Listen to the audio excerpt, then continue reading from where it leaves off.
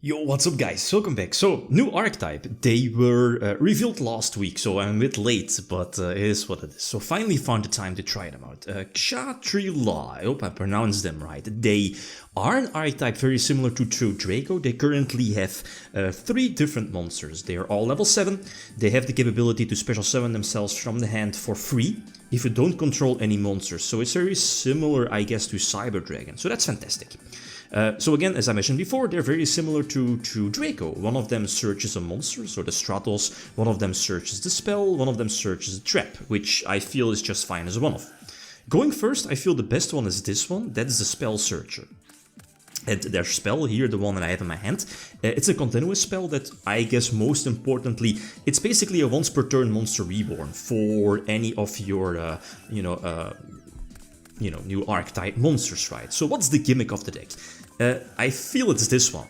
So you're fully focused on rank 7 plays, that's an option. There are more options as you saw in the deck list, but the thing is that if you have absolutely no tuners or no synchro plays or whatever, you're obviously, focused on rank 7 exceed plays. So the gimmick here is that you want to go for their in-themed rank 7. What does it do? It's basically a once per turn hero lives. That's important. So during both standby phases, it kind of special summons one monster from the deck. So, from the archetype. Plus, and that's the thing, is that all of their monsters, all of the level 7 monsters, as soon as your opponent activates a monster effect, you can banish stuff. So the Fenrir, the Stratos, banishes a monster from your opponent. The Spell Searcher, I believe, banishes one from the extra deck. That's important. While the Trap Searcher, excavates 5 from the top of the deck and banishes one. All of them face down. And that's important because as soon as a card from your opponent is banished face down, your Exceed will trigger, blocking a zone from your opponent. And that's something you see here. All my opponent's monster zones are blocked, and what is it, 2 or 3 spell and trap cards zones as well. So that's the thing, and that's why Diablos is there as well. Is it number 86? Or, no, it's 89, I think. Very gimmicky because it was, released and some time ago. The thing is that card, your Diablos, also hits your opponent's extra deck card. So it's kind of similar to the Earth True King, the one that hits your opponent's extra deck cards if you use, destroy 2 Earths. It's pretty much the same as that. You want to hit your opponent's extra deck cards. If you're, focused on level 7s, rank 7s, exceed, please, right? But, and that's the thing, in current format, we in the TCG still have Helgi Fibrex, the Rose engine is still there, P.U.N.K is still strong, how strong P.U.N.K is nowadays. So it's all in here, it speaks for itself. You have Helgi, again, I don't need to explain why this is good. You're playing your generic level 7 monsters that can special summon themselves basically for free to the field, so that's easy level 10 synchros, mostly Baron or the Sword Soul level 10, for example.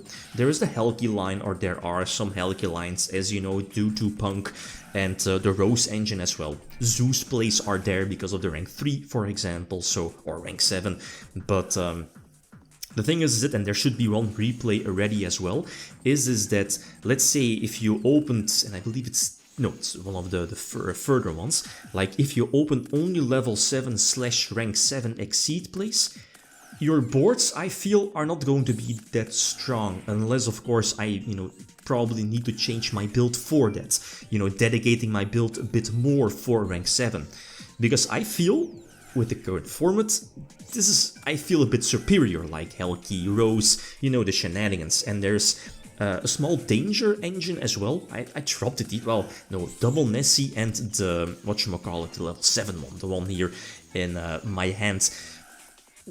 Random discard, not a huge fan of that, but it's still a free level 7 on the field, so it is what it is, and that's why the, the Ascendant of Thunder, I believe the name is, pay like, 3k to special summon himself to the board, which is again basically a free level 7. So I guess this particular field with any tuner is kinda easy to make.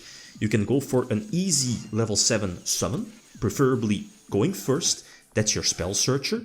Going second, you want to have your Stratos, the Fenrir, I believe the name is, because, and that's so scary about this deck, is that the engine, the monsters or some of the monsters and maybe the spells / traps, they at least they are highly splashable in other decks. It's kind of similar to Pankratops, and you know how good Pankratops is.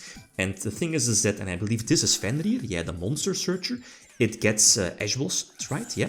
So now the thing is that as soon as my opponent activates a monster effect, if Fenrir is still on the field, with its effect intact, and can banish an opponent's monster on board. So that's fantastic. Going second, you can kind of force out your opponent's negations, monster negations, and then if Fenrir is not negated, banish an opponent's monster.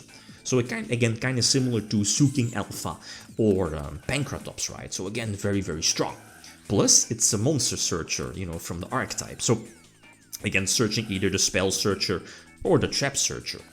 So, yeah, this is one of the duels. It's like, okay, again, I do have both, you know, different names for the new archetype on board. So again, as soon as my opponent activates a monster effect, their effects will trigger. The Fenrir will banish an opponent's monster, which is only one interruption, not that strong. Plus the spell searcher, the most right one here, will banish one card from your opponent's extra deck face down. So again, that's cool. You can, you know, get information about your opponent's extra deck, you know, get rid of their key cards like Totally Awesome against Splight or something like that, or Zeus, which is a biggie against this deck. Do you know, trigger your in-themed rank 7 Exceed to block your opponent's zones. But as, you know, very similar to Ochama King, again, old school Ochama King, blocking those zones.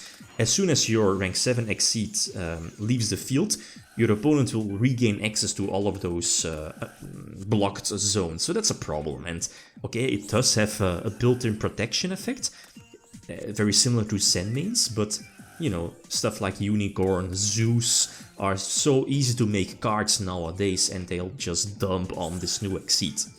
But it's cool, as you saw in the first duel. I mean, blocking your opponent's zones and capitalizing on that. But again, as soon as you have access to a tuner, going for, let's say, Baron into Helki, Baron obviously for Helki protection, is the better line. It you know, it gives you more interruptions, more secure plays, and you can go from there. So here I kind of, you know, need to play through interruption. The one of the draw actually came in clutch. Special summoning the spell searcher, going for the whatchamacallit, the Sword Soul level 10, which is fine. I'm running double Baron and the Sword Soul. I was running, at least if I find space, I might run the Moonrose one, you know, the level 10. I don't know. I think double Baron is better, because again, Baron is well, I don't need to explain, you know, why Baron is so good. So drop, you know, the whatchamacallit, the Ascendant of Thunder, I believe the name is. Again, okay, you're losing 3k life points, but again, it's a free level 7 level 7 monster on board, either level 10 synchro play with like the Roses or the P.U.N.K engine, or an easy rank 7 Exceed play, so that's fine.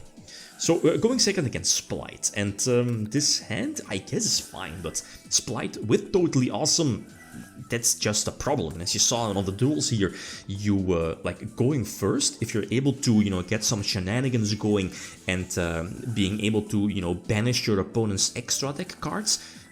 Against Splight, if you're able to banish Totally Awesome, if it's still legal in the format, you should be winning the duel. Then again, Zeus might be a problem as well, so maybe, you know, banishing Toad, or if Toad is limited by the time we get this new archetype Splites, right? You know, you might want to banish Toad and eventually Zeus as well, or the other way around, depends. So again, having the extender tuner, but it doesn't really matter too much. So the Danger engine is cute, is okay, but you know, you're not running the other dangers, which are very known to breaking your opponent's board, like Bigfoot or Thunderbird, right? So obviously those are very solid for rank 8 engines, but that's not the case with this deck. So yeah, and that's also something, is that if your opponent has like droplets, imperm on your Exceed during their turn, no effect, so that's huge as well. So short set, how strong is this new archetype?